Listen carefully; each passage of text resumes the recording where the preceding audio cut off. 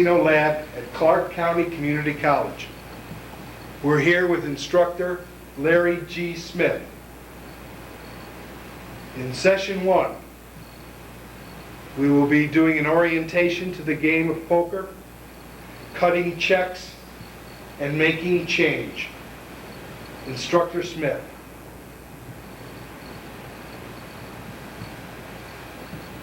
Hello everybody. Well, today we're going to learn how to deal with the game of poker. Poker is somewhat different than all the other games in the casino because poker is basically a lot of fun. It's a good game for the dealer because it's a more relaxed atmosphere than anywhere else in the casino. You're allowed to talk with the customers, joke around with the customers, and basically make sure that they have a good time. It's a very good place for someone with an outgoing personality. People that are a little more outgoing over here at the poker table can sometimes make more money than those that aren't quite so outgoing. So feel free to enjoy yourself over here. Make sure you do your job, but have a good time. Talk to the customers. PR is a big part of your job in the casino, and in this particular instance, in dealing poker, you'll be able to use that to your advantage. Let me talk a little bit about poker. If you're learning how to deal a game, you should have, if you've gotten this tape, you should already have the manual. And in the manual, it tells you the rank of hands. Now, it's very important that you've got the ranks of hands memorized before you get into any of these lessons. So make sure you go back over the manual and do that. By this time, you should know that a straight flush is the best hand you can get. Royal flush, right? Okay, then a straight flush. 4 of a kind, and we're talking about hands without wild cards here. Full house. What comes next? Flush, straight. It used to be, a long time ago, that a straight and a flush during the Civil War were considered the same. Then we go down to 3 of a kind, 2 pair, 1 pair, and no pair, ace high. Okay, there's a lot of history to this game. It's an old game here in this country. It's a very popular game, probably one of the most popular games in the country, in the United States, and you'll see it played not only in the casino, but also in the kitchen or the basement or wherever it may be. It's been around for a long time. It's very popular. The thing that you're going to notice when you're dealing professionally as a dealer is those players that have been playing in the basement and the kitchen will be somewhat uncomfortable with this game because they're used to dealing the cards themselves and passing the deal around to the other players. So they're somewhat suspicious about you just sitting over there dealing cards, but once you explain to them that you're not playing the cards, they think you're playing a hand also frequently. You tell them you don't play any hand, you're just dealing and running the game. And part of your job as a dealer would be to orientate these new players to the fun and enjoyment that can be found on a casino poker game, because frequently the players will sit down, and especially in low limit games I'm talking about here, they're here to have some fun. It's not quite so serious as it is in some other games, although it can be, of course, and it is all the time to some people. But a lot of times the people will sit down at the table and they'll joke around with each other and they'll be very friendly with each other, even though they might try to bluff the same person they're joking with on the next hand. It's all part of the game. A little limit game, by what I mean a small limit game, is like 1 to 3 or 1 to 5 at any time. Now when you're dealing larger limit games, say a no limit or pot limit, or let's say $100 limit, something like that, well, sometimes it's not quite as friendly. You'll find some more professional type players in those games, and it's a different sort of game to deal. In those games, it might be better for you just to use your technical skills and maybe not talk quite so much. You'll be able to judge for yourself after a while, because a big part of dealing poker is being able to control the game. If you're dealing a low limit game, you still have to control the game. Make sure everyone knows that you're running the game, and the same goes in a high limit game. Don't let the players run the game. Control is probably the hardest part that there is to learn in dealing poker. You must be confident in your abilities to to run this game, and I'm going to try to show you how to do that. Now, once you know what hands beat what, and you have enough confidence to try to learn this game, because it does take some self-confidence to deal poker. Poker, as I say, is a very comfortable game because you get to sit down when you're dealing poker. I'm sitting down right now at the table, and I think what we'll do is just do our little tour of the table, as we always do, directly in front of me. This is called the box, or the bank, depending on where you're at. As you can see, it's locked right now because we're not playing. I've just come into the casino and they're going to open this game because I'm going to show you that procedure as part of your orientation. This little device up here is where they drop the rake. The rake is how the house makes money. The house will rake either 5% or 10% of the pot and drop it down here. For practice purposes, we're going to rake up to $3, unless I say otherwise, okay? Don't worry about what a rake is right now. Now, you do have more modern devices. This is kind of an old-fashioned device here. It's a little slide thing.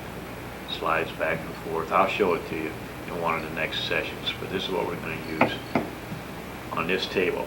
Now, you'll note, if I come back here, in all of our other games, we had a paddle and a place to put our cash. However, in poker, your cash goes directly in your box because it replaces the checks that you take out to give to the customers. This area over here, this is just a padding. Number one is just to keep the players from knocking over their drinks and to keep your cards from going down on the floor. And also for the comfort of the players so they can lean on it. Now, this is a typical poker table that I'm sitting at here. We've got 7 chairs at this table. Now, I can't hold more because it's not exactly a 7-card stud table. It can be used for 7-card stud or the game of Hold'em. 7-card stud, I would only have 7 people in play. Sometimes on the weekend they will put in another chair to get 8 at the table, and I'll show you what happens when that happens later on. Now, all through this course, this poker course, I'm going to use 7-card stud as the example game because it's probably the backbone of the industry, 7-card stud. We're also going to get into the other popular games. Hold'em is a very, very strong game. We're going to get into Hold'em. We're going to get into Omaha, which is growing rapidly. Then we're going to get into some of the other various games that are sometimes played in a casino. For instance, 5-card draw, Raz. 6-card stud is a game that they play in Reno, which you very seldom see here in Las Vegas. And we'll get into some of the other games. That's how we also get into what we call high-low splits. That means that the players are splitting the pot rather than the winner takes the whole pot. We're going to get into all these subjects. We're going to cover all these games. The main thing you're going to learn here is 7-card stud, Hold'em, Omaha. Okay? All right, as you can see, I'm sitting at a dead table. I have no players. What's happened is I've just come to work, and I'm going to open this table. Okay, now what's going to happen is the floor man or the card room manager is going to come over. He'll bring his key over. He'll open the table up for me. Now you can see when I take that off there, I've got everything ready. Now, on our particular table, we're always going to have $600 in the box. I'm going to show you how to count this box in the next session, so don't worry about it, but it's very, very important, and I'll emphasize that on the next session. Now, inside my box here, I'll give you a little tour. As you can see, I have blue checks. These are $1 checks. Okay. Alrighty. Good. You can see that very good. I have red checks. These are worth $5. These are the typical colors used in this game, red and blue. I've got the red checks in here. Let's say I'm going to play a 1 to 5 game. Or I can also use them to give out change. It just depends what's in your box on what the limit of your game is. This particular game is a low limit game, 1 to 5 at any time, shall we say. All right, now you'll see behind my, or in between my blue checks and my red checks, and on top of my red checks, this is what they call a separator check. Basically what it does, it makes it easier for you to count the box. Now back here, I've got some of the other things I may need in the game. These are called lamerts. They're little plastic pieces. They have values printed on them.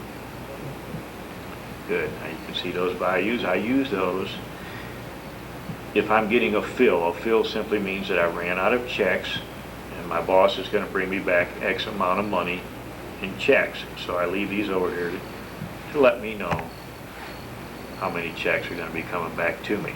These are my receipt. I'll show you how they work later. I have some extra separator checks in here because these are used for other purposes than separating the checks. For instance, I have 7 players at my table, so therefore I have seat numbers. I always go to my left. That would be seat number 1. The seat right here that you can see is seat number 7. Now what I've just done, I've taken this check, I've stuck it underneath the plastic. That's called plugging a seat. Now this is what I use a separator check for also, but what I mean by plugging a seat is my boss said, Larry, save seat number 7 because Joe's going to come over here and play some poker. We want to save that seat for him, so if I put this in here, I've plugged it for Joe. No one else can sit down here. Okay? Now this little button here is what I use for hold'em. You can see it says dealer on there. I've marked it in red so you can see it a little bit better. It says dealer on it. That means wherever I put this little button, that's where the dealer's position is going to be. Today, and for a few sessions, we're going to be talking about 7-card stud, so we won't use a dealer's button because I deal every time. You also note that I have 25-cent pieces in here. I've got them in rolls right now. I'll show you how to break them and how to use them later. All right. Now the first thing that I want to show everyone is how to cut checks. No matter what game you're learning how to deal, you have to be able to cut the checks. I want to emphasize this. I emphasize it on every game. You must practice cutting checks. If you can't get the change out of the box and make change for the customers, well, you can't do poker. That's how simple it is. You must be able to do this. All right. I've got a little exercise for making change here, and this is what I want you to use, folks, okay? First of all, if my player comes in, I've got a dead table right here. In actuality, the card room manager or one of the floor men would make change for all these people out of the checks they have up in the poker office or the poker cage. And I wouldn't have to do this out of the box, but I want you to practice this way because you need to practice cutting checks. I have a $20 bill here. When the $20 bill comes in, the player will sit next to me.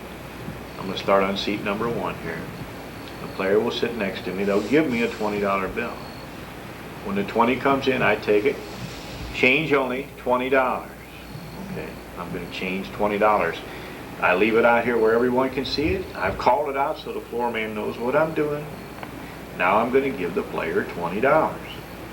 Okay. Now in order to give the player $20, I'm going to go in my rack. Since my player is in seat number 1 right here, I'm going to go in with my left hand. You must be able to cut checks both left-handed and right-handed. You'll see I have a couple of extra stacks of checks here. That's to make my rack come out to an even $600. Now let me bring out 20 checks here first. Number 1, you'll never have to handle more than 20 checks. Everything I've got in the rack is in stacks of 20.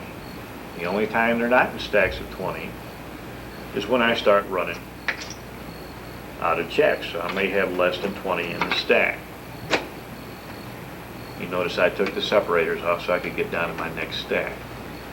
Okay, now I've got the 20 out here, but I still have to show the floor man and the eye in the sky that this is 20 checks. Now you'll note I can pick these up. See how I got hold of them? Be comfortable with these checks. I'm picking them up like this to cut them. I'm not going to pass them to the player like this. I'll show you why. Pick them up in your hand and drop cut 5. Well, how do I drop cut? Okay, well, just look for 5. Look right at the checks, find 5 of them, take that finger and rub it across. Okay, can you see what I'm doing here? Pick the checks up, find 5 checks, and push back the rest of the checks. That's a real good shot, Mr. Director. There's your 5 checks. Okay, just push them back with that finger. That's all you have to do. Then drop them down. After you've done that, take these fingers, push the stack over. See my thumb around here? Push the stack over. Hinge this finger over the top like this. Rub across that top check. Bring them back. Push it over. Rub across that top check. Bring it back. Now you can prove to 5 if you so desire. You see that stack has 5. They're all even. There's 5 in a stack. This area here is padded, so you can shuffle your cards, so it's very easy to cut checks on, and this is where you want to cut all your checks, okay? All right, now once I've got them, I'm going to stack them up like this. You note that I've got my finger on top of the stack. I'm going to bring it over to seat number 1. Good luck to you, sir, or ma'am. It's just good relations to always wish the player good luck. And I'm simply going to hand it off to him. You note I've handed off to him like this. I do not bring them over and hand them off like this, because if I do, strange things can happen. All right? Make sure everyone can see what you're doing. There are no secrets on this poker table, okay? Now what am I going to do with this? Well, whenever I hand out 20 checks, I must be able to put the cash in there to take the place of those 20 checks. So I'm going to bring in here, these 2 holders right here are for my cards. I haven't shown you any cards yet because I'm going to show you in session 2. Okay? So my money would go in the half that I'm not using. There's always one of them empty because I've got 1 deck in play and there are 2 of them back here. Alright, so I'm going to put the $20 right there. Always put the big money inside. Your littlest money would be outside. In other words, 20, the ones would be on top of it. You had a 50, it would be under there. Fold it up, make sure all the El Presidentes are facing the same way, and put it in there. That makes it very easy to count. This is your job back here. Okay, there's one $20 bill. Okay, I'll move this back against the rail. Now I'm going to go to seat number 6. Again, left-handed, right? Why? Okay, well I'll show you why. Because here's your quarters. There's a little divider between your 2 quarters there. Just act like it goes straight out across this table. That divides your table in half. Everything on this side is left-handed. Everything on this side is right-handed. And that goes for the whole game. Now watch how I push these checks up here, guys. I take the checks. I get my thumb behind it there. I make sure I don't take the divider with me. Push the checks to the front of your rack. Right up to the front of the rack. Bring them out, thumb on top, like that, okay? Now we're going to pick them up. We're going to drop cut 5, right? Cut into them. We've got 20. Stack them up. Player number 6, good luck to you, sir. I take the $20 bills. I make sure El Presidente is facing the same way. I go to seat number 5. Seat number 5 throws in $20. Change, $20. Bring it right in front of me. Take my separator out. Push them up to the front of the rack. Thumb on top. Drop cut 5 of them. Cut them out. Finger on top. Seat number 5. Good luck to you, sir. Hold all my presidents face up. That's a good way to remember it. Okay. Just for a shortcut here, I'm going to replace my money.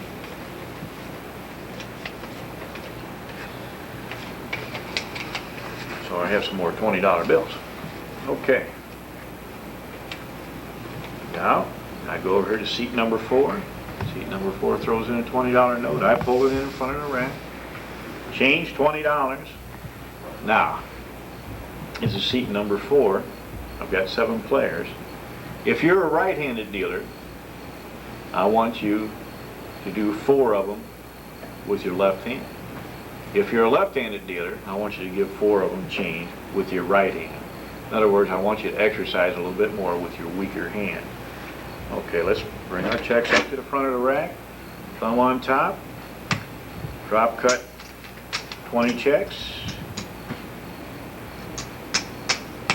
Seat number 4. There you are, sir. Good luck to you. Bring our money in. We always keep our biggest bills inside. I've got a 50 and a 10 in here since I've made change, so I'm going to put the 20 in back of the 50 and in front of the 10. You can take time to do that. It's perfectly legal, and it keeps things nice and straight for you. All right. Another $20 bill. Now we're on this side of the table, right? We're on the right-hand side of the table. Okay. Bring it in with your right hand this time. Change 20. You come to the right side of the rack. Everything else came off the left side. You noted I use the outside tube first, and then I move inside. I always have my higher value checks inside because you have more protection. Push them up against the rack. Bring them out. Thumb on top. Drop cut 5. If you drop one, it's no big deal. You're going to drop more than one, I guarantee you, before it's over with.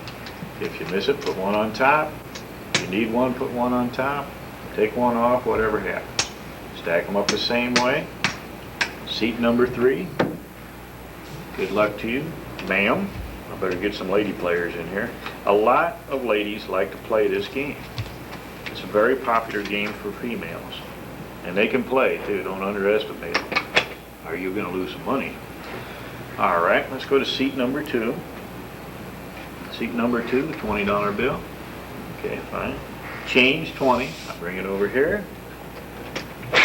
To the front of the rack, bring it out, thumb on top, pick up the checks, drop cut 5 of them, stack them up, $20 change, good luck to you. Okay, take my 20, put it in here.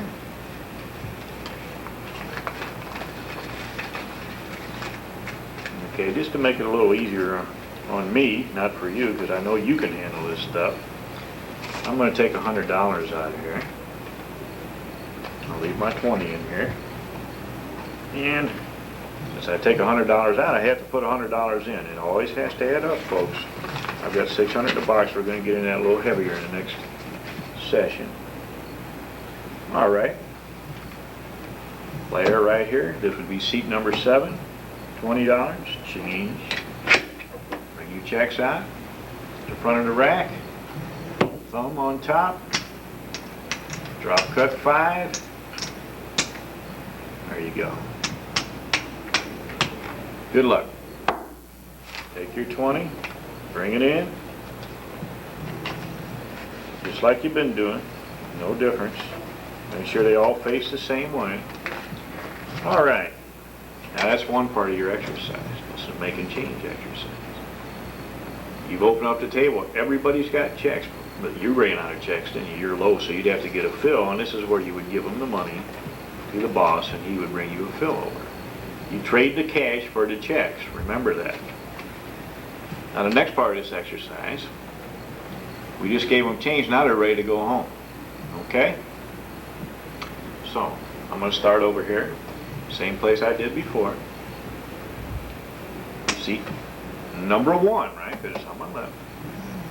So, okay, Larry, I'm done playing. I want to go home. They'll know your name because usually you wear a name tag, or they'll ask you your name. Drop cut 5. What's you got there? You got $20. Now what are you going to do? Well, you're not going to give the player $20 in cash back. The player never gets $20 in change back in cash. You're going to give the player checks he can carry. All right, so in this case, we'll give him 4 red checks. Okay? There they are. There you are, sir. Thank you for playing, and good luck. Now when I bring it back in, let me do that again. Well, I'll show you on the next one over here. Seat number 2, same thing. Bring it over here where you can get hold of it. Cut it out. Drop cut 5. $20. Now when I take the 20, I like to do this. I've got 4 stacks of 5. I've got a $5 check in front of each one of them. You can see there's $20 there. Everybody in the place can see there's $20. I pick up the 4, hand it to the player. Looks like that. Thank you for playing. I pick these up. You can see how I'm picking them up. And when I bring them back into the, see, I just kind of lay them down, bring them back into the rack, just like that. All right. Now we're doing all this left-handed because we're on the left side of the table. Therefore, we should be doing it left-handed, right? Okay. Bring these out. Everyone can see what I'm doing. There are no secrets.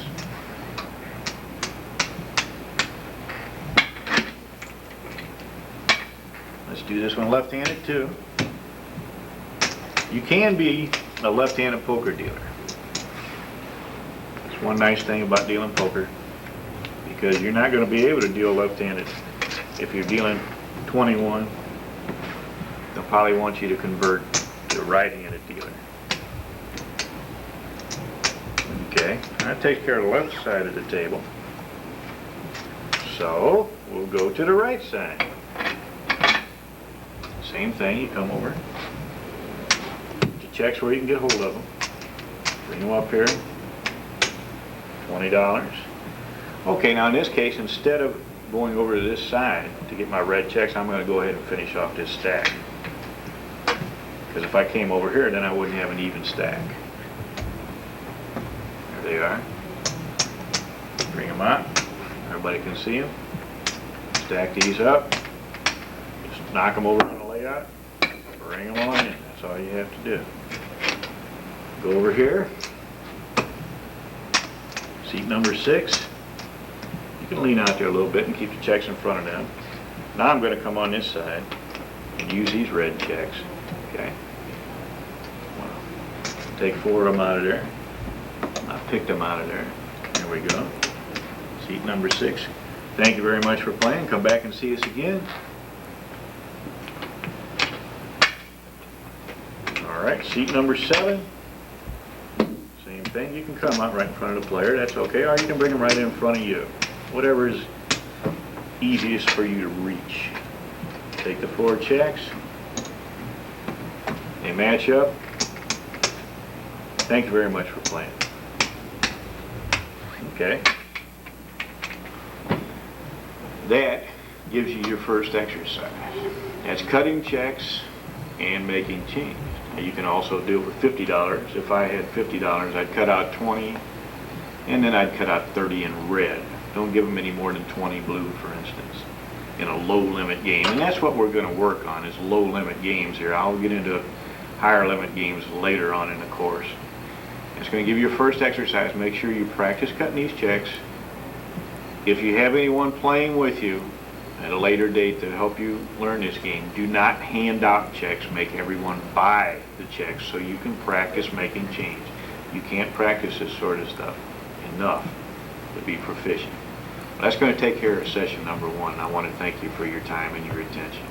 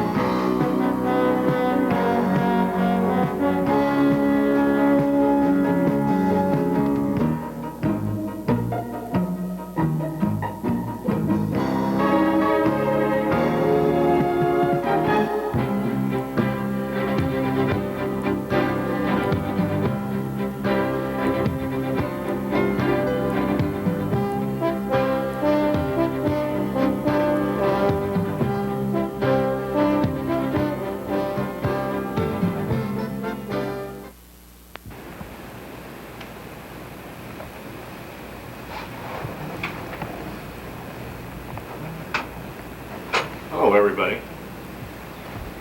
Today, I want to talk a little bit about counting the box. First of all, this outfit I have on is a normal dealer's outfit. I had an apron on, you probably saw me when I came into the chair. Black and white, black trousers, white shirt, black tie. Now my seat back here is usually very, very sturdy seat. It's a lot of dealers like to use cushions. Usually in the card room they'll keep cushions for the players. And if you like cushions either under you or behind your back to give you some extra support, well, you go ahead and grab a couple before you come into the box. It just depends on you, whatever you so desire. And some of us are pretty short, like myself, so we like to get that cushion so we can sit up a little higher on the table. And your posture is very important when you're dealing this game. You need to have the back of the chair or the cushion, both of them, directly up against your spine. Because if you're leaning away from that chair all the time, you don't have that back support, you are going to have a sore back at the end of the day. It's really rough on your back muscles unless your posture is good. Keep your shoulders straight. Sit up correctly. And your feet, well, you usually have a rail underneath the table where you can rest your feet or you can move them around. It's a good habit to scoot in close to that box. Get your belly button right on almost up against the table. That's about the most comfortable way to deal for a long period of time. A poker dealer usually deals for 1 hour and he takes a 20-minute break. Okay, it feels like 1 minute sometimes.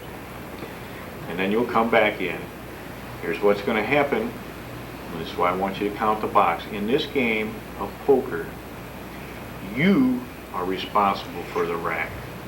If the dealer comes in behind you and taps you out, the first thing you want to do when you come out of the box is stand directly behind the dealer that sits down at the box and watch them count the box. Because if they do, there's supposed to be $600 in this box. If they do count it, and there's $559 in the box, you have to take $1 out of your pocket to make the box right. That's where this game differs from some of the others. You're directly responsible for the box.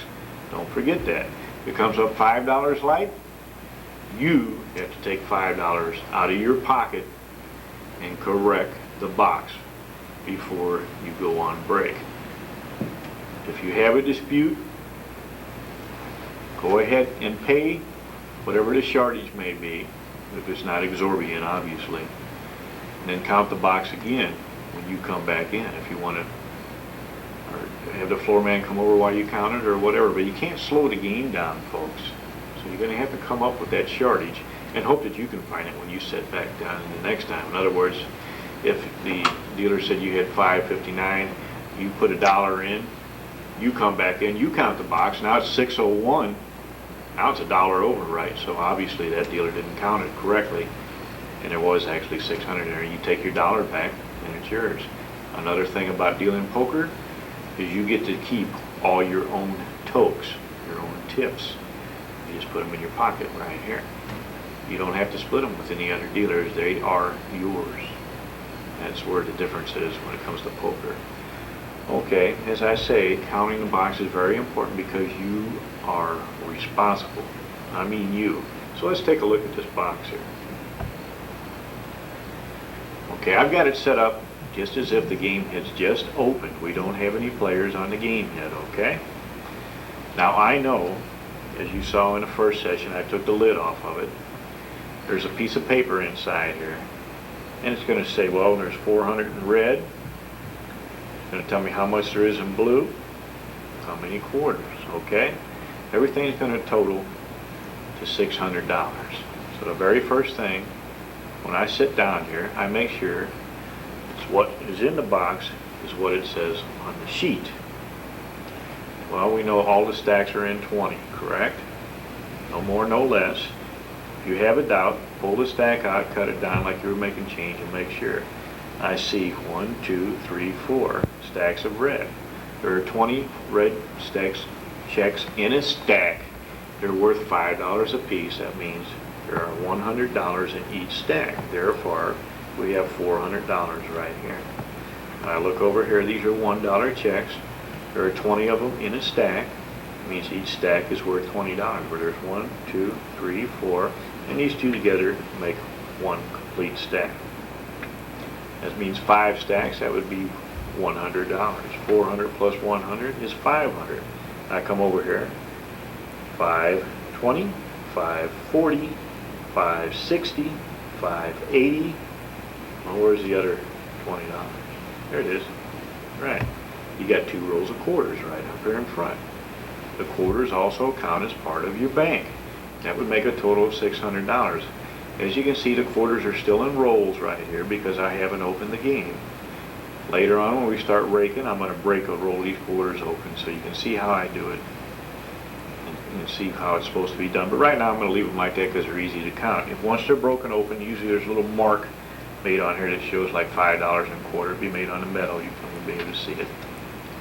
And you'll be able to count them. You just pop them up in 4s until you count them down. A lot of places don't use these separators. As I mentioned before, they'll have marks on the metal in there that shows where 20 checks would be. I cannot emphasize how important it is for you to count the box. Again, frequently when you come in a game, the box won't look like this. You'll have some checks missing. And in their place, once the game gets going, you're going to have cash. Now the way to count this box, folks, is one, you're waiting to come in. When you come in to tap out the other dealer, you look over his shoulder. You count what you can see over the shoulder before you come in. You try to count the checks before you come in. Then when you come in, say, well, I need $20. You come in, well, there's your 20 right there. You've got 600. You're going to count the cash after you sit down, make sure it's straight. The big bills are on the inside, all the presidents are looking at you. You need to pop those quarters up to see what they are. Once they're broken open, we'll do so. Count the box over the shoulder as much as you possibly can before you sit down. Why? Because the more hands you get out, the more money you're going to make and the house is going to make. You try to get out as many hands as you can, so you do as much as you can before you have to sit down in the box to actually start dealing. Okay, that covers the box, and I want you guys, every single time you come to this table before you start any of your practice sessions, if you have access to a poker table such as this, count the box before you do anything else. Make sure it's always the same amount of money in the box every single time. Do it all the time. If you come in to take another dealer out and you're both practicing, count the box before you start dealing, because that's what you're going to do in the casino. You are responsible. I don't know how many times I can emphasize that. If you can't count the box, you're going to be taking some money out of your pocket. I don't want you to do that. Okay, well, how am I going to deal this game without cards? Well, that's a good question. I don't have any cards on the table, do I? I've opened this table. I'm getting ready to open the table. Now, what's going to happen is the floor man is going to bring me over what they call a setup. This is a setup. They call it a setup because both these decks in here have not been used yet. I don't mean they're new. They might be used and been cleaned or from the other shift, but they're set up in order. I'll bring this over. I'll call for a setup. Sometimes you'll call for a setup if the players say, dealer, give us another deck. If they want another deck, you're going to take out the one you're not using and put it in play. They might say, we want a setup. In that case, you're going to take out both these decks. The floor man will bring you 2 new decks. You put the old decks in the box after you've taken these out. He'll bring them over. When he does, he'll put them on the table like this. Okay? That's what it's going to look like. He'll take the box back. Okay? Now when he does that, I'm going to have 2 decks out there. They're going to be 2 different colors. As you can see, this one is green. This one is red. Right? Okay. Well, I like red better, so we're going to use red. Not that it really makes any difference. Okay. Now the first thing you're going to do, and this is what part of our practice here in session number 2. First thing you have to do when you get these new cards is to check and see if all the cards are there. Now, how are we going to do that? Well, we're going to spread the cards. Now, The area you spread the cards in is directly in front of your box. Let me show you how you hold them first. You can see how I've got hold of them. My thumb on one side, other finger, you can use both of them, whatever feels comfortable to you. This is what I like. I've got these two fingers on the side. Now when you're spreading cards on a poker table, the surface is a little different than it is on a 21 table. And it takes a little bit of force to spread these cards. Number one, these are not paper cards. These are solid plastic. They're made by the Kim company, K-E-M. They're very, very good cards. They last for a long time. They can be cleaned with club soda. And then you wash them off, and you can use a little talcum powder when you're drying them, and they're just like new. They last forever and a day. They're very, very good cards. Highly recommend them. Okay. Since they are solid plastic, they don't spread quite as easily as a paper card, so it takes a little bit of force. Bring them out here in front of you, in this area right here, so you can see the cards and you have control of them. Put some pressure on them. Okay. Now they split in the middle that time. Put some pressure on them. It's going to take some practice. There, that's not bad. And once you got them, you simply spread them. 1, 2, 3, 4, 5, 6, 7, 8, 9, 10. Jack, Queen, King. You actually physically look through the cards. 1, 2, 3, 4, 5, 6, 7, 8, 9, 10. Jack, Queen, King. 2, 3, 4, 5, 6, 7, 8, 9, 10. Jack, Queen, King, Ace. 2, 3, 4, 5, 6, 7, 8, 9, 10. Jack, Queen, King, Ace. Now we physically look through the deck there. You must do that every time to make sure that you have all 52 cards. At this point, we know there are 52 cards in a deck. We're not using jokers, folks. Not in this particular game, anyway. Now, once you've spread them that way, spread them face down. Okay? It takes practice. Lots of practice. Let me see if I can get them spread halfway decent. Well, they don't want to spread that way because I've bent them too far the other way. If you have a little problem spreading them, you can do like I do and cheat. Cut them in half. Spread them in two like that. Okay? Now the reason I spread them like this is so I can look at the back of the cards to make sure there's nothing unusual on the back. In other words, that one of the borders is missing on the cards, or they've been marked in any way that I can possibly see. Make sure everything looks the same. Now once I've got them like this is a brand new deck. What I want you to do is what they call wash them. This is washing the cards. W-A-S-H, in case you can't understand my accent. Wash the cards. Alright. Once we wash the cards, all these things are called procedures. It's a word you're going to hear a lot of because you do the same thing the same way every single time. That's how you practice and that's how you avoid mistakes. Once I have the cards like this, no matter, this is just like bringing in cards from a hand that's dead. You always face the cards towards the player when you're putting them together. Now if you just kind of run these cards together, they're made out of plastic. You've got some running horizontal, some running vertical. Once you've got them like that, you just take them, turn them over, and they go together. It's very easy, but it takes a little practice in order to do that. Okay? Alright. Now we've got them all together. Now what are we going to do? Well, we're going to learn how to shuffle the cards. Now if you've been playing poker at home, your shuffle might look something like this. Something like this. Well, that's not going to work, guys. The old kitchen table shuffle's not going to work.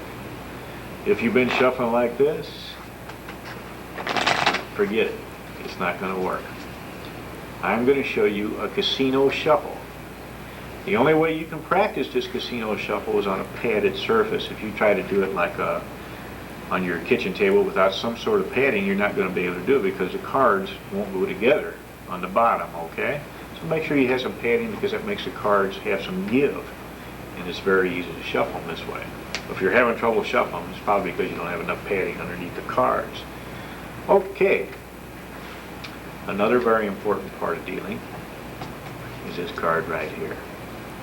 You're going to use this card all the time when you're dealing. You're never going to deal without it. As you can see, it's a cut card in 21. what they call it, cut card 21. In poker, you're using it for protection because it goes on the bottom, just like that, and no one can see what the bottom card is. So I want you to always use that card, okay? All the time. You can't see the bottom card there. All you can see is your protection card, right? Okay, good. Just sit that out there like that in front of your deck. This is your area. This is your work area right here. Okay, now I'm going to show you a casino shuffle. I want you to take half the cards. You can see my finger placement here.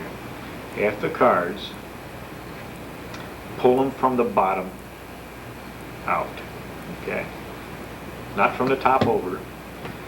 Pull them from the bottom out. Just let the cards lay down like that. Now I'm taking my hands off the cards to show you guys how to do it. I'm not going to call you guys, you're break-in dealers now, alright? That's what you're working for, is to be a break-in dealer and be able to go out and audition for a job at the end of this tape with lots of practice on your part.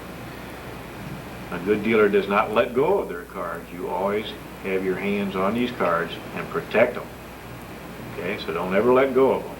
I'm letting go of them so you can see what I'm doing here. Alright, now I've got them in two halves. Sometimes the two halves might not be even, like that, right? They're all messed up. Well, how am I going to get them together? Just pick the cards up and tap them together like that. No problem. Okay, you hear that little tap? Now they're squared up. Alright? Some people like to do it like this. Whatever. I prefer to tap them together. Alright, now we've got two stacks. These two stacks do not have to be perfectly even, folks. Don't worry about it. It's not that important.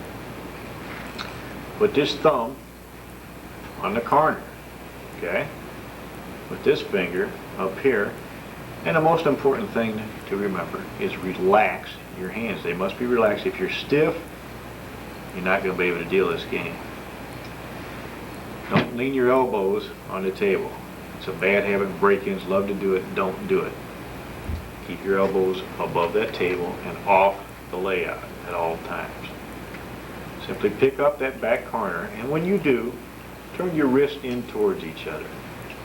Just like this. Let the cards fall. You don't have to put any force on them. Just let them fall down.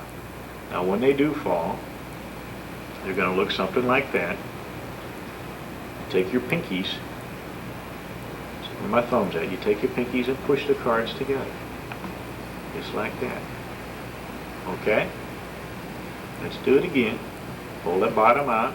Square them up a little bit. Thumb on the corner. This finger on this corner. Lift the cards up. Turn the wrist towards each other. Let the cards drop. Doesn't take a lot of force. Keep your fingers on the front of the cards. Put your pinkies behind. How you got them together. A little bit faster. Okay. A little bit. Now when you practice for a while, it's going to look like this. Now why do you shuffle these cards? Well, the purpose of shuffling the cards obviously is to mix them up thoroughly so that no one knows what's going to come up. Okay, in order to do that, you can see I stopped in the middle of my shuffle here. These cards should have a good mix. You can see I've got them mixed up pretty good. I've got what we call a little slug here on the bottom, about a 5-card slug. Slugs are what you want to stay away from, and they're going to occur on the bottom more than anywhere else. I don't like a slug over 4 cards, and I've got a 5-card slug there on the bottom. But you can see these cards are very well mixed up here. That's what you're looking for, folks. Okay, push them together. You're not looking for something like this. If the cards look something like this,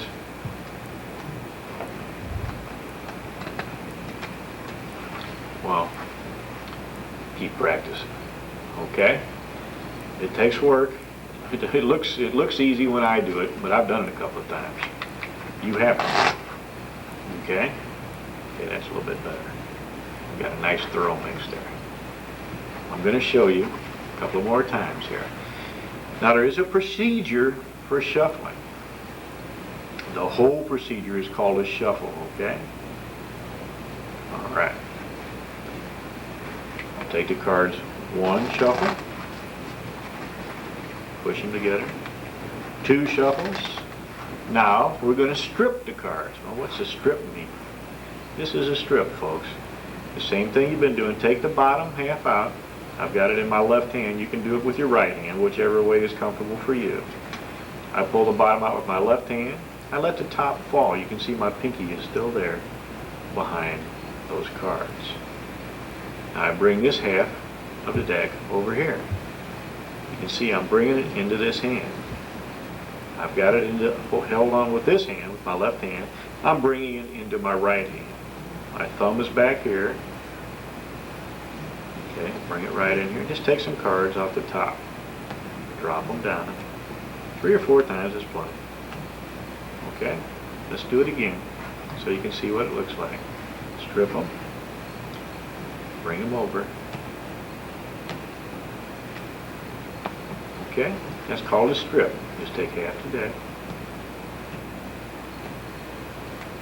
Okay, then do one more shuffle. When I do that, I box up the cards, and if I'm finished, I take them out. You notice I cut them. That's called cutting them. You can see I took half the deck from the top. I put it on my cut card. Now I'm ready to deal. Now let's go through the whole procedure so you can see what it looks like. Got my cut card out here in front of me. I don't have to look for it. It's easy for me to find. I pull the deck apart. One riffle. Another riffle. A strip. And a riffle. Then I cut. That complete procedure is called a shuffle, everybody. So I want you to practice your spread, and I want you to practice your shuffle. I want you to count the box. That's enough exercise for you to handle on this particular session. In the next session, I'm actually going to show you how to deal the cards. But at this stage, this is all you need to do. Don't rush yourself. Don't worry about speed. Build the foundation first. The speed comes with experience. Thanks for your time.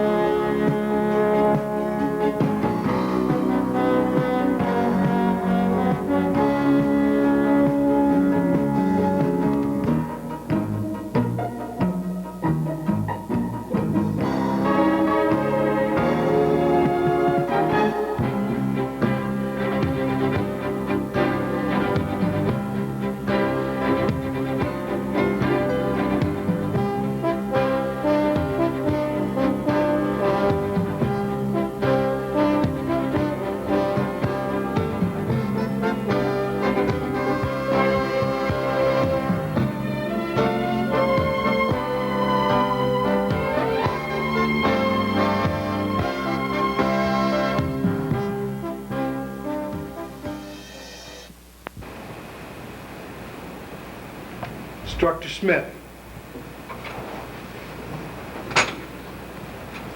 Alright, folks. In our last session, we learned how to shuffle the cards.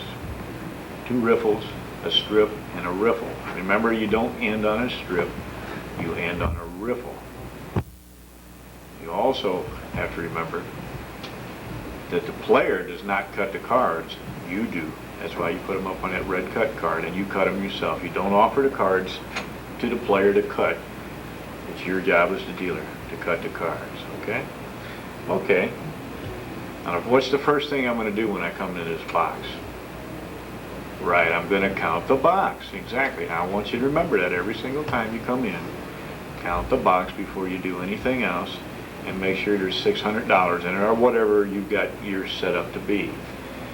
If you do not have access to a poker table, you can order checks from various outlets, so you'll have something to practice with at home. Order some checks so you'll be able to at least cut them. and have in mind what I'm talking about when I'm talking about this box. And you can practice on your kitchen table as far as dealing is concerned. It doesn't have to be this fancy. As long as you get the foundations down and you know what the movements are. Okay, now last session we talked about shuffling the cards, and we showed you what it looked like if you were on the old kitchen table shuffling. Today we're going to pitch the cards, or deliver the cards, okay? So let's go back to what we learned in session number 2, because that's where we're going to start. I've got the deck set up. This is what the last dealer left the cards looking like. When I sit down, this is probably what it's going to look like when I come in the game. So I've counted my box. I'll take the cards. I'm going to give them 1 riffle, 2 riffles, a strip, and a riffle. Now after I've done that, I square the cards up. I'm going to cut them. Bring them out here. I cut the cards. Now, here's the part we haven't gotten to yet. I'll pick these cards up. I'm going to put a little bit of a spread on them. You can see I can take my thumb like this, put a little bit of a spread on a card, and you can see how I'm holding the deck. 1, 2, 3 fingers on this side. I've got this front finger in front of the deck to keep the cards from sliding off, and I feed the cards with my thumb. My thumb feeds the cards. These cards are held in my left hand. As I say, in this game, you can be a left-handed dealer. Alright, so everything I'm telling you is just the opposite for you lefties. What else is new, right? Okay. Feed the cards like this as your left hand. They should feel nice and comfortable in your hand. Now when I feed these cards out like this, I'm going to take them with my right hand. In order to do that, I bring this hand over here like this, I feed this out. You can see I've got the thumb on the top. This finger goes underneath the corner, right? You can see that. Now this finger, the middle finger, goes on the side. See where it's held? Good. Very good shot, Mr. Director. Okay, that's what it's going to look like. Feed it right in there. This is what it's going to look like. Now what I want you break-in dealers to remember is you pitch the cards with your middle finger, okay? You don't wrist these cards. If you try to pitch them with your wrist, you're going to be one sore dealer at the end of the day. Your hands are going to hurt like crazy. Okay? Well, let's try a pitch. Let me show you what I'm talking about. I'm going to bring it over here. Take the middle finger on the side of the card and just push the middle finger out straight. Feed a card, middle finger on the side, it's bent, straighten it out. Bend your hand back, feed a card, straighten it out.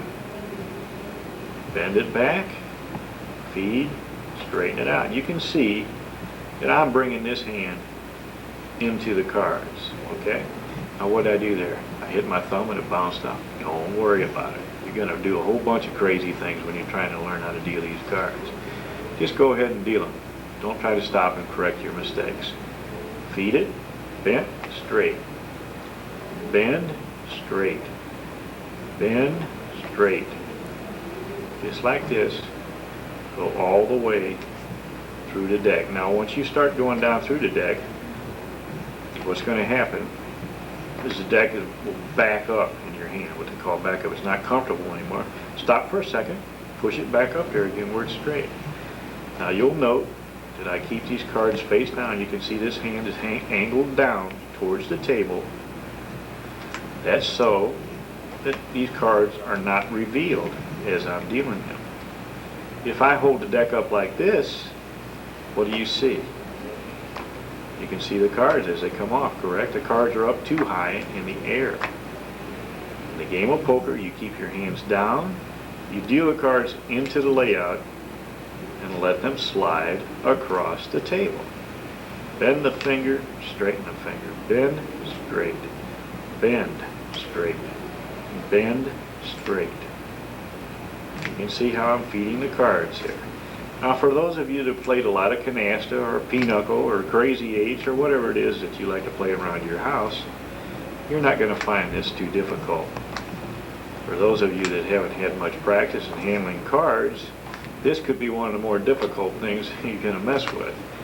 There's only one way to master it, and that's to do what I'm doing right now. Bend them straight. Bend them, straighten them. Remember, at this point, I don't care a thing about speed. I want you to get that precision. Now I'm down to my cut card, must mean I'm done. So if I've flipped any over accidentally, like I did right here, I just leave it out there, don't correct it when you reach out, and turn it over. Now when you bring these cards back in, they're all in a big wad like that. Remember, when you bring them together like this, put the faces of the cards towards the player when you're straightening them up, right? Don't face them towards you. Face them towards the player. Okay, let's do it again. Bring this card out here. I go through my procedure. I don't want you to bring the cards back in and simply start pitching them again.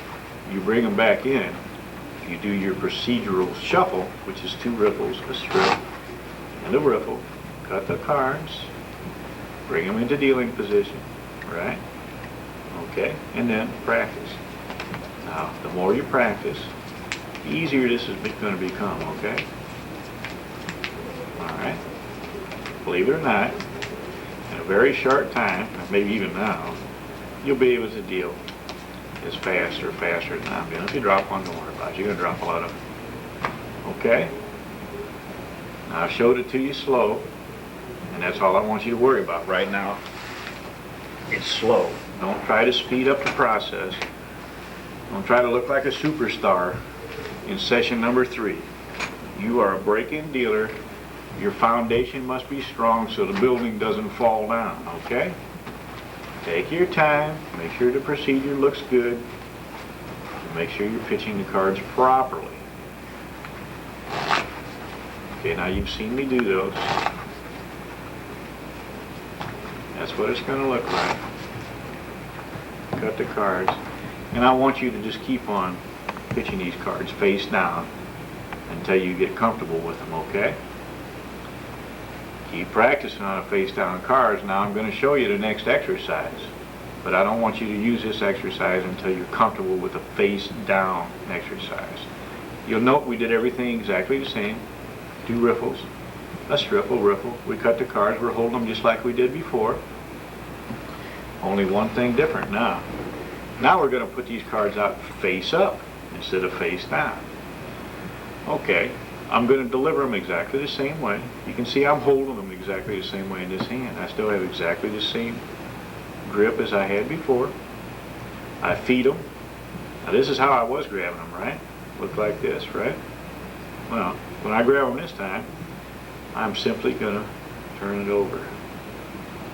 So when I grab it, watch real close here. Put this one on the corner, this one on the front of the card, and the thumb goes underneath. You'll note I always deal the right hand corner. That's where I'm dealing from. I'm not dealing down here or over here, the corner, that right hand corner. Simply take the card like this. See what I've got. This is what it looks like. Okay? This is the position for pitching the card face up cards. Okay? Alright, let's try it. I bring this out, I turn the card over, and just exactly like my face down, I straighten out that finger. Bend the finger, straighten out the finger. Bend the finger, straighten out the finger. Okay? Take your time. Now you'll note, if you so desire, you can make a lot of noise, but I don't want you to do that. Don't try to make a lot of noise. Simply take your time. Straighten that finger out and pitch the cards. You don't have to go fast. When you first start practicing, you shouldn't go fast. Because what you're trying to do is make sure you have the proper grip and that the cards feel comfortable to you. Take as much time as you want. No pressure whatsoever. This is practice, folks. With practice and with experience comes speed. I want you to practice these cards directly in front of you. Do not try to go around the table with them at this point, because I want you to be familiar with the motion before you try to aim these cards. At this point, this is exactly what I want you doing, all right? Nice and easy, all the way through the deck, all 52 cards. Don't deal the cut card, you guys. Hold on to that one, okay? Break-in dealers. That's what it looks like.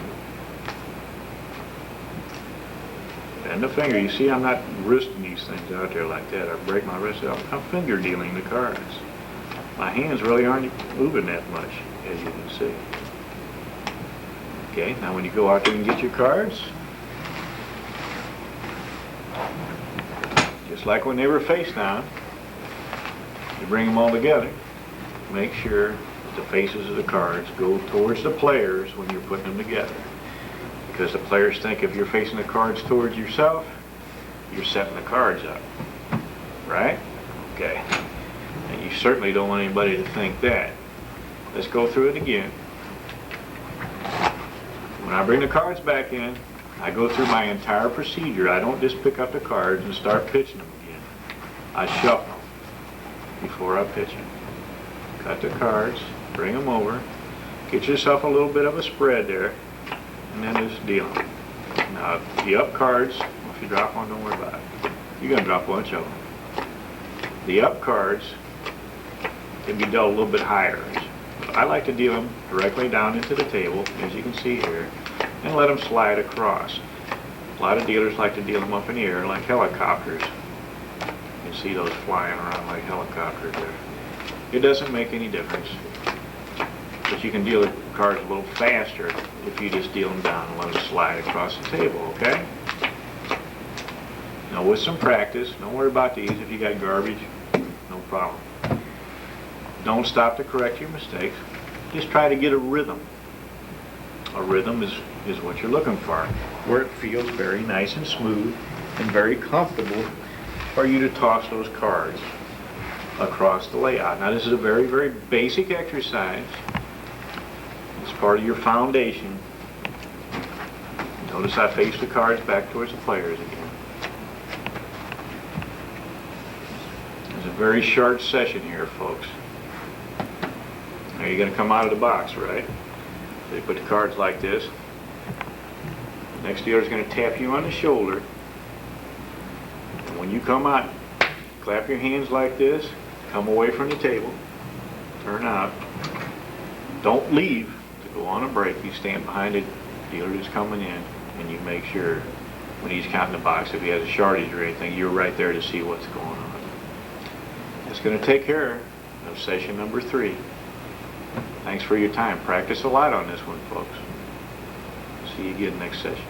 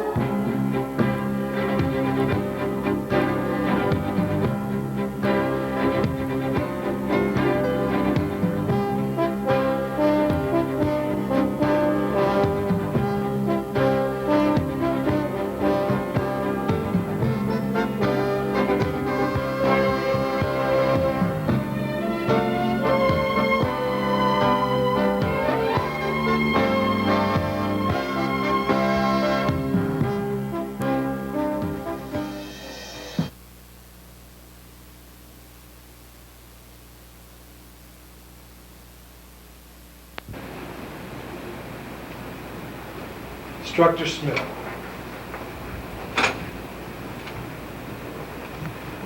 Hello, everybody. Now, as soon as I sit in this seat, what am I supposed to do? Count the box. Okay, I'm glad you remember that. I'm going to talk about a little bit about what happens when you go in a poker room for a job. Not that you're ready yet, because you're not. You're not even a break-in dealer yet.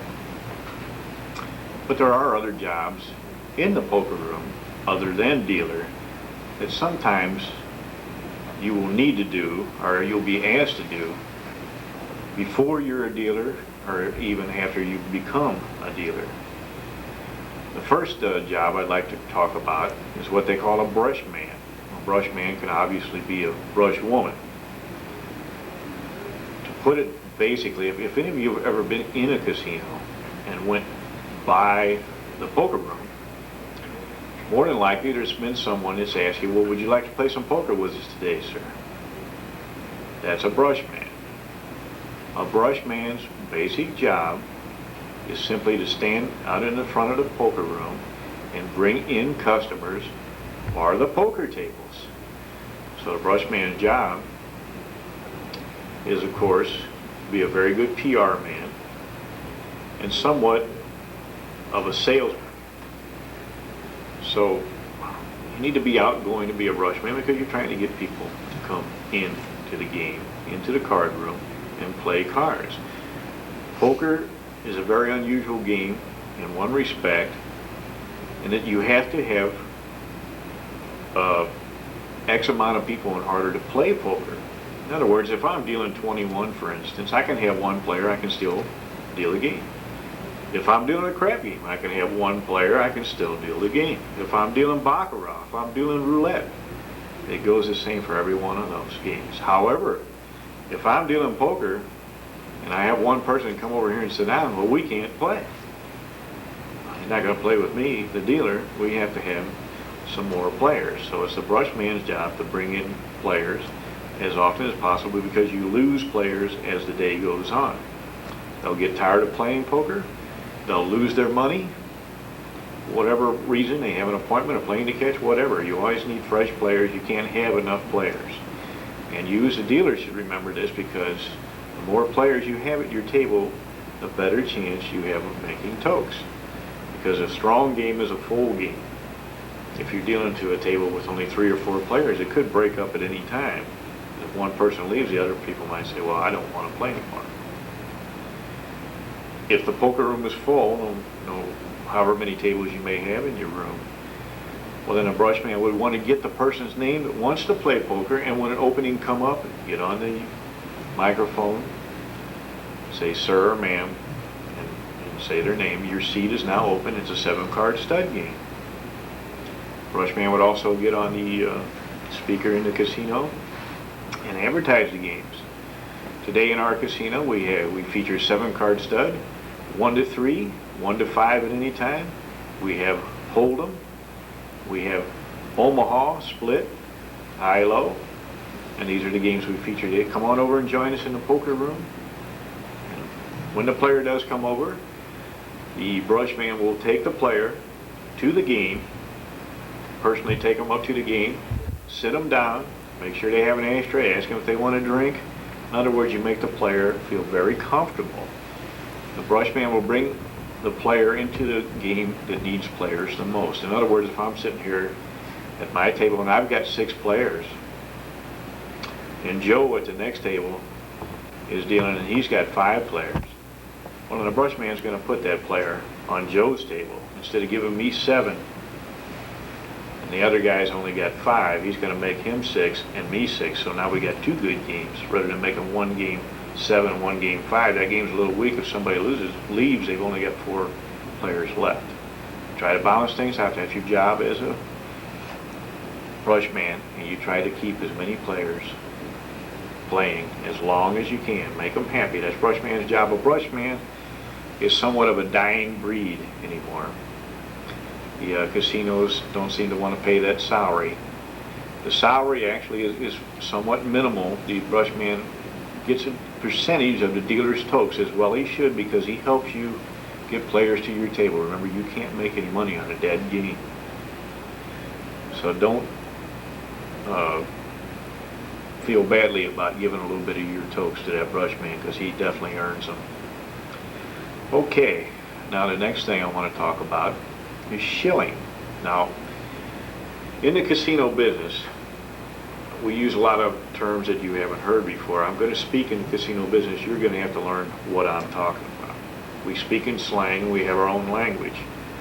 A shill, S-H-I-L-L, is simply someone that the casino hires to sit in a seat to make the place appear busier. In other words, the shill might come to my table and sit down, and I'll give him some checks just for the appearance that we now have another player. For instance, we were talking about that game where we had 5 players. Let's say one of them left. The other 4 said, well, I don't want to play anymore. I hear them talking like that. Well, then the boss might send the shill over to sit down to keep that game running so we don't lose that game. We don't want it to break up. The shill would come over. He's going to play house money on the game. He's not playing his own money. He's playing house money on the game, and he's going to sit down and play in order to fill up a chair to make the players feel comfortable with having enough people at the table. Well, it sounds like a pretty easy job. You're going to play the house's money. How can you lose, right? Well, shills must play by very strict rules. When you get hired at a place, even if it's only for a shill, they'll give you a set of rules that say how you're supposed to play. To give you an example of a shill's hand, if I'm playing 7 card, and this is the example I'm using right now, if I'm playing 7 card, my first 3 cards would have to be trips before I could stay in and see another card. Everybody knows what trips is, right? 3 of a kind. In other words, if I had 3 deuces or 3 fours, 3 aces, I could see another card. If I had 3 of a suit, 3 hearts, 3 clubs, 3 spades, 3 diamonds, I could see another card. If I had a 3 card straight, 6, 7, 8, 9, 10, jack, I could see another card. Now, key thing to remember is when I can see that other card, I must improve on the 4th card before I can see another one. Okay? I must improve. I'd have to get another heart. I'd have to get another card to the straight. On the trips, well, I'd probably be able to see 2 cards on that. Some places might even go as low as say, okay, well, if you got a pair of aces and faces, right, aces and faces, I had a pair of aces and a high kicker card on my 3. A kicker card is the one that's not a pair. Let's say I had a pair of aces and a king. I could see a 4th card, but that 4th card better be an ace or a king, or I'm gone, I'm out. The shill is not allowed to raise. You can only call. Okay? So obviously your play is very limited. You're playing not to lose money. The house doesn't want to lose any money. They just want you down in the seat. They don't even want you to play usually. But if you get monster hands, and I mean monster hands, they'll let you play. The customer is allowed to know who the shills are, but you can't tell him as a dealer. He has to ask the floor man. Okay? All right. Another thing that I want to mention here is what they call a proposition player. All right, a proposition player is very similar to a shill, except for one major difference. Proposition player plays with their own money, and they can play the cards any way they want to. Well, isn't that just like a player? No, it's not. A proposition player works for the casino. In other words, the proposition player would come in. Perhaps the casino may pay them $50 to $100 a shift, just to give you some variation. It depends on where you're working. The higher limit games you have to play in, usually the higher your shift pay is. So let's say I'm getting paid $50 a shift and I'm playing 1 to 3 7-card stud. I get paid $50 every day. It's my job to either win or lose at the table. So I'm going to play just like I always do as a player, but I'm also getting $50 every day for playing poker. The reason some people don't like to play proposition because they feel it limits them, because if you're playing proposition and you go cold, you have to stay on the table and keep playing. If you're playing on your own, if I'm playing poker by myself, if I run into a cold streak, I'll get up, go have lunch, go in the restroom, wash my face. Again, if I'm real hot, let's say, well, then I don't have to go home. My shift's not over. I can stay and play. I can play as long as I want to. I don't have to worry about hurting anybody else's feelings. If I've got a bunch of regulars are people that come in and play, and room every day, they know who the proposition player is. They know who the shills are because they're there every day. Now the reason I bring all this up, break-in dealers, is because of the fact that sometimes when you go to a card room to apply for a poker dealing job, they will not give you a dealing job per se. They will say, well, we'll hire you as a shill and give you some dealing time when we possibly can. We'll hire you as brush. We'll let you deal when we get busy. We have an opening for a proposition player. If somebody gets sick or so on and so forth, we'll let you deal. We'll let you deal on the extra board. Extra board means if somebody calls in sick, or maybe you're dealing a couple of dealers' days off. This is a lot of times how you have to break in a poker room. There is one other option for break-in dealers. I'm not condoning it. I'm not saying it's good. I'm not saying it's bad. It's just beginning to be a fact in poker rooms that they will want you to come in and play your own money when the game's a little bit slow out of your own pocket, but they don't want to pay you proposition wages. They just want to pay you dealer's wages, which are minimal, by the way. You only make money with tokes. So that would be your option. I'm not going to say do it or don't do it. That's a personal thing for you to decide, but it is something that you may or may not run into. Okay, enough yapping. Let me get to the exercise. Now we've been practicing our pitch face down. We've been practicing our pitch face up. Okay, now today I want you to do exactly the same exercise, only I've added a variation. As you can see on my table here on seat number 1, I've got a chip right in front of the chair. This represents my player. I've got chips in front of all 7 of my players, all around the table. And the reason I've done this is to give myself something to aim at on the exercise. Because when you're dealing this game, folks, in a real casino, break-in dealers, you're dealing through an obstacle course. They're going to have ashtrays, drinks, cigarettes, lighters, pipes, all kinds of stuff out there. Don't let them put their racing farms up there, or paper, or purses, or anything they can hide cards in or under. Drinks, cigarettes, chips, all those are going to be up there. So mainly what we're going to do today is we're going to take the exercise, we're going to start pitching the cards around the table, delivering the cards around the table, and see if we can hit what we're aiming at. You have to be able to put the cards in front of the player. Okay, before we pitch the cards, we've counted the box already, we do our procedure, right? We're going to do our shuffle, 2 riffles, a strip, and a riffle, put it all together.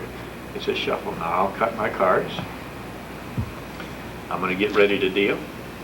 I'm going to go around the table real nice and slow here so you can see what I've got in mind. Now this is my number 1 seat over here, correct? Okay. Now number 1 seat, as you can see, is very, very close to you. When you're dealing around the table, obviously you're not dealing directly in front of you, so you're going to have to move. I don't want you to just move your arms like this. I want you to swivel your hips. Now don't turn your shoulder completely on seat number 7. Otherwise, you leave your box uncovered, right? You must protect this box. Remember, who's responsible for this? Right. Okay. So this guy's real close. So if you were to swivel your hips around here to deal with him, way around like I've got him right now so you can dump that card right in front of me. Now you've got a blind spot on number 7. So here's what we do. I swiveled towards seat number 2 where I can still see, and I just put him one like that. Did you see what I did there? Let me do it again. I took the card, I just simply sent it underneath my hand, okay? That way I don't leave myself a blind spot on seat number 1, okay? See what I did? I just grabbed it with this finger on the side and just kind of shoved it over here like that, okay? Now I'm going to go to seat number 2. I turn my hips a little bit, and I pitch the card like I've been practicing on the face down. Seat number 3, same thing, my face down practice.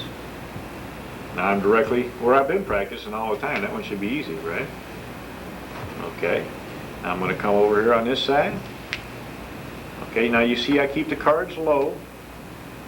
I keep the cards low. This one here, of course, is close to this side, right? It's very, very close to you. Now, after you've been practicing for a while, you can throw a curveball like that, okay? I don't know if you saw what I did. I just threw a curveball over there. If I do that, it kind of comes right into it. That takes a little practice. You can mess with that. Some dealers just like to go like this. I don't have any objection to that. You want to just lay the card over, that's fine, because you're sure not going to flip it over, or you're not going to make a mistake.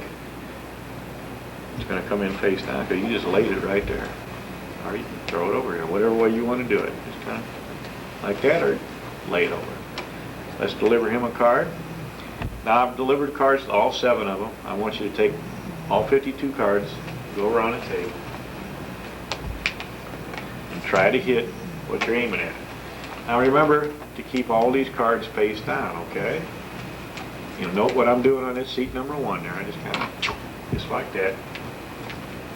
Take your time, be comfortable. See if you can hit the chip every time, okay? Make sure the cards are down, and if they don't flip over, make them slide. If you flip one over, no big deal. This is practice, okay? Now when I've got them done, you can see over here on seat number 1, it should be in a tidy little pile right by the check. You can see, and I'm fairly accurate. I haven't got them slopped all over the table here, right? Okay. Now, does anybody see that one right there? What happened right there? I got a face-up card in there, right? Don't worry about it. It's going to happen when you're practicing. Now, this one over here, I was a little bit light with this one, right? They should be nice and tight up against the check. They should be in little groups of 7. Now you're hitting what you're aiming for. It's just like target practice, okay? It takes practice. If you don't have a table like this, you're going to have to practice on your kitchen table or whatever facilities you have, and you're probably going to throw some on the floor. No problem. If you throw one on the floor, you simply holler out to the floor man, card down the outside, because that's the outside, this is the inside. If I drop one in here, card down inside. The player usually will pick it up, bring it back in, okay? So if you do flip one over, sometimes you throw them too hard, you flip them out, card down outside. Now when you get done, you do exactly what we've been doing. Go out there and get your cards, bring them all back in again. It's a good exercise because you got to jump up and down and do this stuff, but you can do all this stuff by yourself. These are all exercises that you can do all by yourself. So there's no excuse for you not to practice this game just because you're alone. Cards go that way, right? Okay. They always face out towards the players. Now bring this over here. I'm going to go through procedure, correct? Procedure, procedure. Don't forget your procedure. And when you're dealing 7-card stud, who do you deal to first? Every single time. Seat number 1.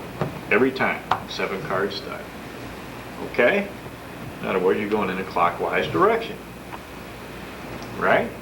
Now this applies to 7-card stud. This man right here will always, always, always get the first card.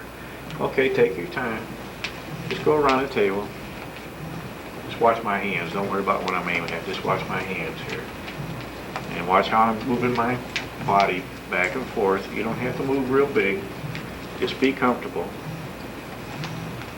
Get rid of all your cards. Even if they don't come out even, get rid of all of them, okay? All right? Use the finger. You can see I was moving around to deliver those cards. That's what it looks like. That's how easy it is. Don't be stiff in here. Be comfortable. If you get your belly button up against there, you can handle this game a lot better. Make sure you get some back support, okay? Now we're going to go out and get them all again.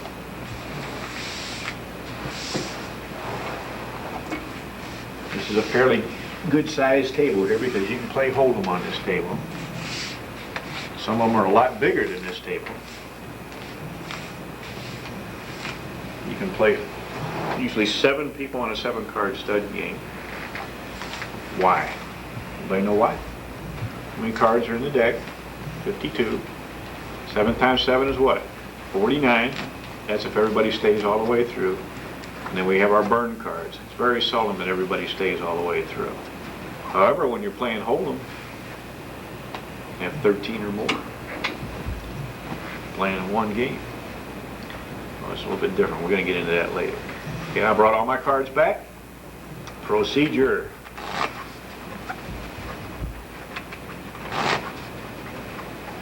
Two riffles, a strip, and a riffle. If you've been practicing, that's about what you're going to be looking like by now, right? Well, maybe not quite, but getting close, getting close. Okay, now what am I going to do next, Larry? Well, I went around the table face down, and I hit everything I was aiming at, right? At least I tried to. Now I'm going to go around the table face up. Okay? Remember what the face up looks like? Again, this guy's right on top of me, right over here. I just kind of flip him over. You can do it any way you want to. You can go under. You can go over. I like to go under on the down card, but on the up card, I can hit what I'm aiming at because I can throw the cards a little higher. So I just go right over the top like that, okay? Because he's close to me. When I go out to the next seat, I slide that card over. You notice how I just slid across the table. Okay, I come over here, slide it over there. Slide the card. Now the way the card's going to slide is by you hitting it down into the layout. I usually flip that one a little bit because he's real close to me. Come over here, flip it, slide, slide, slide that card. See how it slides across the layout? It doesn't take a lot of pressure. And try to hit what you're aiming at again. Now your up cards could be out here a little bit further, it's no problem, because he's going to be holding his down cards in close to him. So go ahead and practice going around the table, nice and slow. Now there's more than one way to deliver these up cards. I want you to slide them across the table. However, once you've had a lot of practice, you can do it like this. Now I'll show you over here on seat number 2. He's a little bit further away. The card will go up in the air to get there. Up in the air. See it going up in the air? See, I'm not sliding it now. I'm actually pitching it up in the air. I'll go out here to this one. And you'll see it go up in the air. See? It goes in the air to get there. If that's more comfortable for you, back to 1. That's okay. Myself, I kind of like to throw the up cards like this. I can control them. I can still hit the check or the chair at any rate where I'm aiming at. And I can deal them a little bit faster by getting them up in the air and sending them than I can by sliding them. So I'm not going to tell you do not do it this way. But we've been practicing sliding them, and I think maybe you should try that first. And then if you so desire, you can try this. And whichever way is the most comfortable for you is the right way to deal the cards. Now when you're throwing them face up around, delivering them face up around your table like this, you're going to throw some over the top for sure if you try that second method. If you slide them across, then you don't have to worry about that. That's one thing to remember, because you don't want to be throwing them on the floor. And you won't throw them on the floor if you slide them. However, if you pitch them up in the air like that, you're going to throw some over the top of the table, I can guarantee you, especially when you're practicing. It takes a lot more practice to do it that way. I would suggest you probably should just slide the cards across. Okay, now let me go get my cards again. I want you to watch my body when I go around the table this time on the up card. Just kind of watch my hands and my hips when I go around so you'll be able to see what it looks like. Okay, bring my cards in. Face them towards the players and put them together.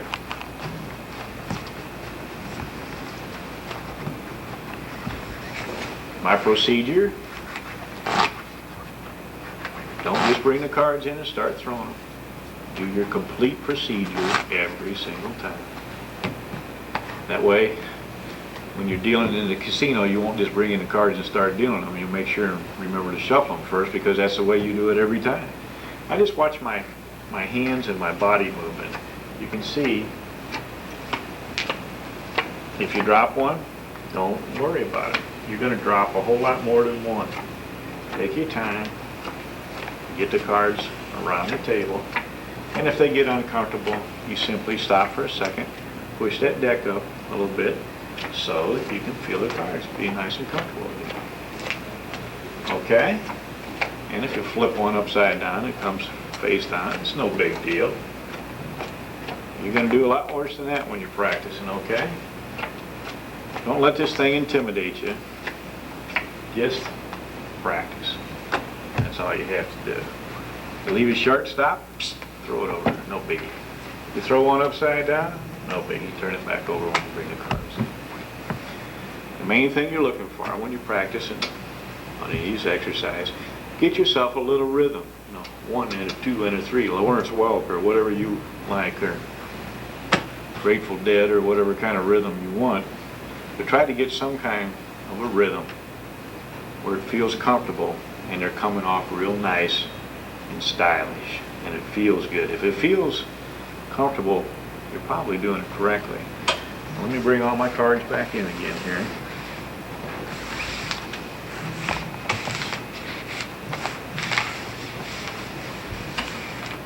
Mothers that got any kids, you can keep them in here and make them throw cards back to you every time you're done. I bet you can't keep them long, no? Okay, now I got them back in again. This is kind of a target practice. That's exactly what it is because we got the checks out there. We're trying to hit what we're aiming at, okay? All right, everybody. Now, if you work on that, and you actually put a target out there, you make sure you go through your whole procedure, deal them all face down. Do that for 15, 20 minutes, whatever. Then deal them all face up. Okay? Or you can go all face down and then all face up. You can change things around a little bit. But at this point, I don't want you doing both of them at the same time. Either all face down or all face up. Okay? All right, that's going to take care of session number 4. And I want to thank you for your time.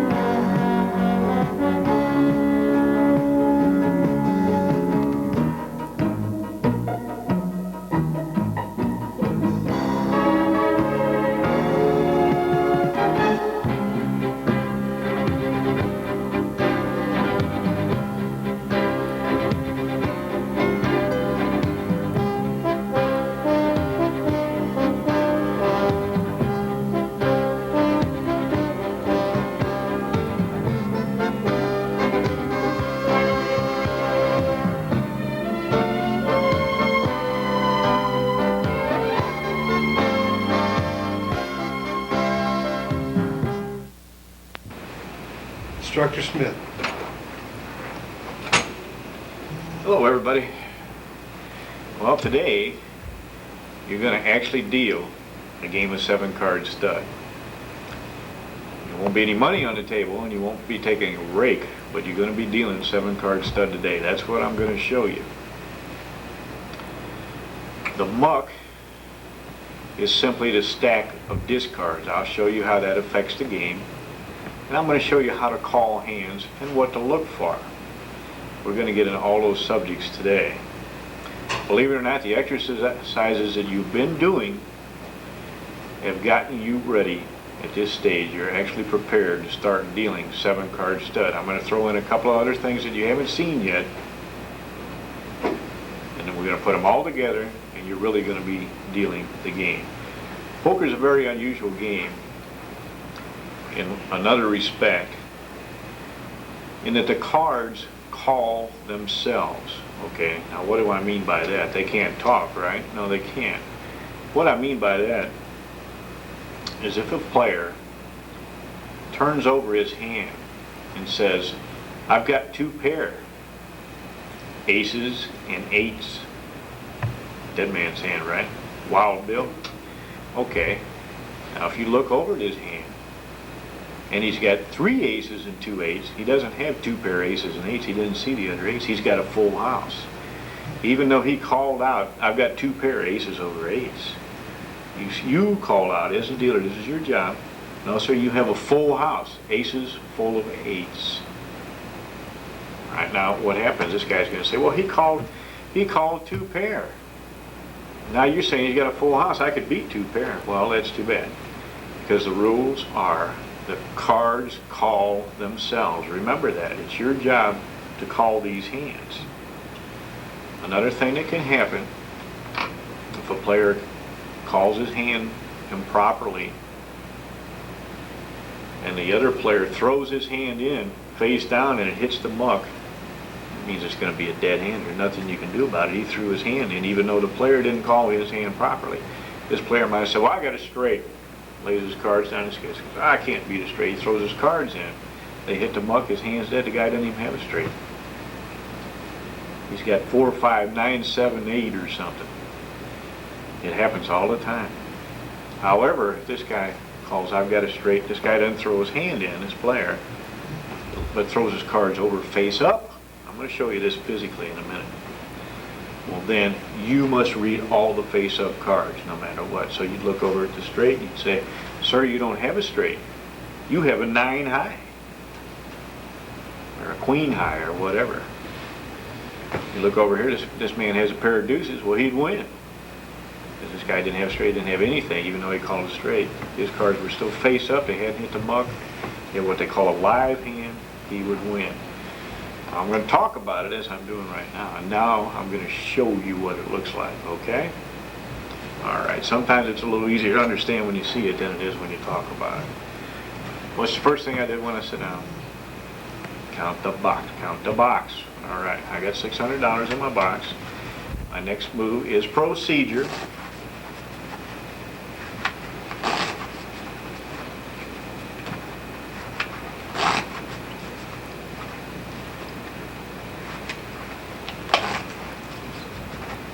Okay, 2 riffles, strip, and a riffle.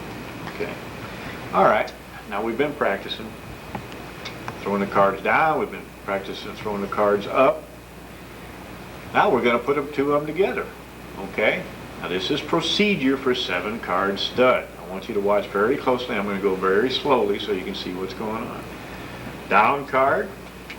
Every player. We got 7 players at the table. 1 down card, right? Another down card. Everybody's got 2 down cards, correct? Up card.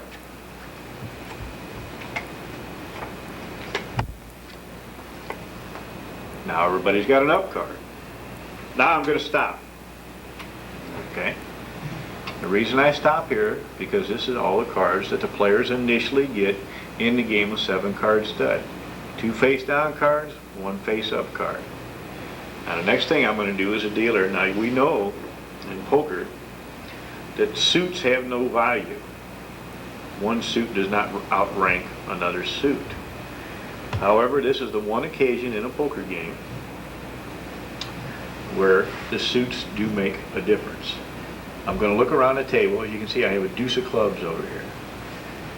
A deuce of clubs is the lowest card in the deck. All right, because you rank the suits alphabetically. Okay? So if I had another deuce on the table, which I don't at this point, the deuce of clubs is lowest. Some casinos will say the first deuce of clubs is the lowest. So we go clubs, diamonds, hearts, spades if you go alphabetically, correct? Deuce of clubs would be the lowest. Deuce of diamonds second lowest. Hearts, then spades. All right? The reason I want you to do this, to look around for that low card, is because in a game of 7-card stud, the low card must bring it in. In other words, the player in 7-card stud that has lowest card must make a wager. Let's say we're playing 1 to 3 7-card stud at this particular table. This player would have to bet at least 50 cents. He cannot fold. He can bet $3 if he wants, but he must bet at least 50 cents. It's a forced bet. The reason they do this is this takes the place of an ante as you usually have in your kitchen poker games. There is no ante in Las Vegas poker. Well, I shouldn't say that, but most places there are no antes, all right? So he's forced to bet 50 cents. Okay, now what am I going to do next? Well, they've all got 3 cards. They've all made a bet because we're practicing. That means everybody's going to call on one of the checks out here right now, okay? Don't be betting any chips or anything right now. I want you to practice this. The next thing I'm going to do is burn a card. Burn means simply that. Put the deck on a layout. I've burnt a card. Okay? That means that nobody could see what this next face-up card was going to be going around the table. Nobody's going to get that card. It's a burn card. Now I go around. I give all of my players one more up card. Okay? Now after we've had a low card, the next thing we're going to do is look around the table and see who's high. Because from now on, the high cards make the bets, not the low cards. So if I look around the table, I see over here I have a jack and a 9. Okay? A jack and a 9 are the 2 highest cards showing on this table. Alright? Now let's say that jack and 9 wasn't high. I have a jack 6 here in seat number 1. And I have a jack 6 in seat number 6. Let's say that those were my 2 high cards. Okay? Both of them are jack 6s. Well, you say, okay, Larry, what about that alphabetical stuff? Well, you don't worry about it after the first card because the first jack 6 would be high. Okay? All right, we've got a jack 9 high. So the jack 9 can either check. When they check, that means they don't want to make a bet. They're letting someone else make a bet. The next player after them, the 8-4, would then have the next option to bet. Or they can bet. And if they bet, well then the 8-4 must call them or drop. This is all in your manual, so you should know this by now. All right, now we've got 2 down cards, 2 up cards. I'm going to burn a card. You'll notice where I'm burning them at. I burn them right here on this corner so I know where they're at. And I even spread them just a little bit so I can see I have 2 burn cards there. Okay? You see I'm going to spread this a little bit. All right, I'll make sure everybody's in. Okay, now I'm going to come with another up card. Go around to all 7 players with another up card. Now when I do that, I have to determine who's high this time because sometimes it changes every single time. Now in this particular case, I came up in seat number 1 here with a pair of jacks. Now whenever a pair comes up, I have to call them out. If there's more than one pair out here, I call them out as they come up. So I would say pair of jacks are high, sir. Okay, everybody at the table knows what's high now because I call it out because sometimes this man's in seat number 1, the guy in seat number 7 can't see the cards, or seat number 6 because of the glare of the lights, or because I got in the way, I'm leaning out over the table, or various reasons. So you call them out. Now if another pair would have fell, I would have called that out also. All right, now I have 2 down cards, 3 up cards. Burn a card. Everybody is going to get another up card. Go ahead and go around the table. Okay? All right. Now I've got to look around and see if the high card changed anywhere. See if anybody's high. I'm also looking for possible straights and possible flushes. The only times they can be possible is when there are 4 of them. You don't have possible straights and possible flushes on 3 cards or 2 cards. It would have to be 4 of them showing. Okay, so I know that I've got a pair of jacks over here. That's high. Nothing has went higher. My pair of jacks are still high. However, there is another hand I have to call. If I look right over here, you can see how they fell. You can see that I have a 3, a 4, a 6, and a 7. Now that would be a possible straight. Why? Well, if a 5 would fall, then we'd have a straight over there, right? So if it's 1 card away from a straight, no matter whether it's in the middle or on the end, or if it's 1 card away from the flush, it would be a possible straight are a possible flush, and you must call it.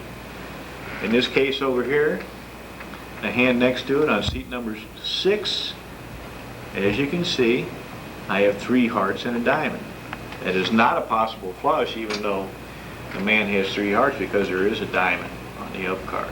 Now, I don't know what he's got in the hole. I don't have to worry about that. I only have to call what I see. All right? Now, you've gotten this far. You've got 2 down cards, 4 up cards. Okay? Now, for practice purposes, what I want you to do is look around on the table here. See which cards are the highest. Okay, now we're going to burn another card, right? Now we're going to run out of cards here. I go over here, I go over here, I go over here, here, here, here. I'm missing 1 card over here, right? Seat number 7 won't get a card because everybody stayed in, so I want you to fold seat number 7. Go ahead and deal him 6, and when you get to him in a practice game, fold him. Now, you notice as soon as I get rid of this, I want to dump it. This now becomes my muck. This is my muck, all right? I like to throw this on top of my muck. That way I never have to look for it. I know exactly where it's going. My muck is simply my dead cards, the cards that have been folded. I'm completely done with the hand. I drop my cut card. I put it on top of the muck. Now I'm going to take my burn cards and put them over here. Okay? Because I'm finished. All right? Okay. So now what am I going to do? Well, since the last card was a down card, the high hand could not have changed, right? Because the last time we had 2 down cards and 4 up cards for a total of 6 cards, and the high hand was a pair of jacks. The next time we run around the table, everybody got a down card. Therefore, the high hand could not have changed because there was nothing up on the board to change it. Think about that for a second and you'll be able to understand what I'm saying. So, this is what I want you to do next. The jack is high, therefore the jack will bet first, or check, right? Well, he's going to bet in practice. The first hand you turn over is the hand that's been called. We're going to make the jack bet. Everybody calls the pair of jacks, therefore his hand would have to be read first. Now, since we're practicing, I'm going to reach back here and throw these cards over face up. In a real game, you're not going to be able to do that. You're not going to be able to do this. Okay, let me spread them out here a little bit. You never reach back there and take face down cards and throw them face up. All right? As a dealer, that's a no-no. You cannot do that. Do not, I repeat, turn over a player's face down cards. Let him turn them over. If you're playing 7-card stud and the player maybe turns over 2 cards and leaves that one over, you say, sir, you have to expose that one too. He has to show his whole hand. You can't just show the 5 winners or whatever. Remember, only 5 cards play out of 7, the best 5. So if I look at this, I'm looking for the best hand I can find. In this case, I find a pair of jacks. All right, now the next thing I want you to do is go over to your next hand. Bring this out. Just flip the cards over and glance at it real fast and see if you can see what it is. In this case, we have no pairs, we have no straights. We cannot beat a pair of jacks. Take this man's cards, bring them in, put them in the muck. Don't try to make this thing fancy and pretty because you don't want it to be right now. Take them, slide them in the bottom of the muck just like that. Don't make this muck pile neat at this point. You don't want it to look neat. Okay, I'm going to go to my next hand. I'll turn over the cards. I look at them real fast. You want to try to just kind of glance at all 7 of them, see if you can see anything instead of specifically staring at the cards. It will help you read the cards a little bit faster. What do I see? Well, I see a pair of aces here. A pair of aces beats a pair of jacks, right? I'm going to come back here. I'm going to kill this hand. Put it in the muck. It's dead. Now what next? I go over to the next hand. Turn them over. Bring them out here so I can see them a little bit. What do I see? I see 4 clubs, 9, Pair of queens, no jack. Yeah, you can't beat aces. Kill the hand. Bring it into the muck. Boom. Next hand, well, he's the one with the possible straight. If he's looking possible straight, we see it. We're looking for a 5, aren't we, when these cards come over? Well, what do we see? Boom. A straight beats the cotton picker out of a pair of aces, so now we're going to take the aces and we're going to kill them. Let's go over to the next seat. This guy's got 3 hearts that we can see. We're looking for 2 more hearts in his hand. Well, he doesn't have them, does he? He doesn't have a straight. He's got a pair of 10s. A straight beats a pair of 10s. All right. So as you can see right now on this table, there's only one hand left on the table, folks. That's the winner. Only one hand is ever going to be left on the table. Every other hand goes in the muck. The only time there's more than one hand left on the table is if 2 hands have tied. For instance, this hand right over here is a 7 high straight. If there was another 7 high straight on the board, they would split the pot. You also have 2 hands left if you have high and low split. Okay, that's going to be your practice for this exercise. I've shown you how to deal the game of 7 card stud. Now you have to start learning how to read the cards. Don't try to rush it. Take your time. At first, your hands are going to slow down for your eyes. I want you to speed your eyes up to catch up with your hands. Don't slow down your dealing just so you can see what you're dealing, what's high, and where the pairs are, and so on and so forth. Okay, it's going to take a lot of practice, take a lot of time to read these hands. Do it a couple hours a day. Thanks for your time.